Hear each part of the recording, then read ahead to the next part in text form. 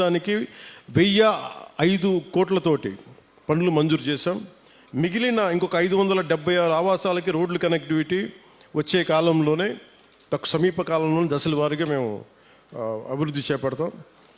అలాగే 2000 దీంట్లో 1000 కోట్లు ఎలా వచ్చినాయి అంటే, ఒకటి రాష్ట్ర ప్రభుత్వం నుంచి 49 crores 49 కోట్లు గ్రాంట్ అయితే, మనకి ఎన్ఆర్జీఎస్ కింద జాతీయ ఉపాధి హామీ పథకం కింద దాదాపు మనం 400 కోట్ల రూపాయలు మన జాతీయ ఉపాధి హామీ పథకం కింద మనం దీన్ని ఖర్చు పెడుతున్నాం ఈ రోడ్లకి.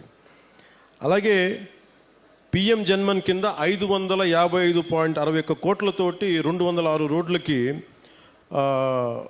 239 ప్రైవేట్ మన ప్రిమిటివ్ వల్నరబుల్ ట్రైబల్ గ్రూప్స్తో పాటు ఇంకొక 206 రోడ్ల ద్వారా 612.72 కిలోమీటర్లకు పొడవున్న 206 రోడ్ల ద్వారా 555.61 కోట్లతోటి మంజూరు చేశాం.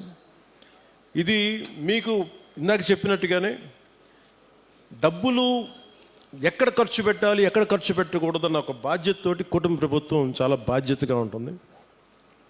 175 స్థానాలకి 164 స్థానాలు గెలుచుకోగలిగాం. 21 ఎంపీస్ని కొట్టగలిగామంటే మీరు మా మీద పెట్టిన నమ్మకం. మీ నమ్మకాన్ని మేము అమ్ము చేయకూడదని చెప్పి ఈ రోజున ఓట్లు వెయ్యని అల్లూరు సీతారామరాజు జిల్లాలో ఓట్లు పడని మనకి పార్వతీపురం మన్యం ప్రాంతంలో మేము తిరిగి రోడ్లు ఎందుకు వేస్తున్నామంటే, మాకు తనా మనా భేదం లేదు. మీరు ఓటు బ్యాంకా కాదా అనే కాదు, మీరు మా వాళ్ళ కాదా, మా గుండెల్లో పెట్టుకుంటాము.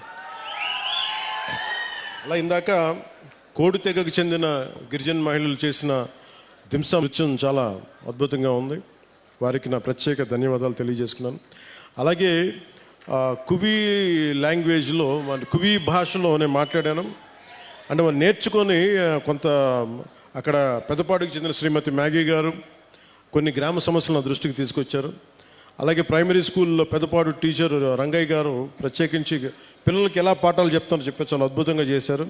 చాలా అలాగే వర్షాలు పడుతున్న సమయంలో మాకు స్కూల్కి నీళ్లు గారిపోతున్నాయంటే వెంటనే అతి సమీపంలోనే అంటే వెంటనే 12 పనులు అడిగారు. ఆ 12 పనులని మంజూరు చేశాం. అది కూడా మీ దృష్టికి తీసుకొస్తా ఉన్నాను.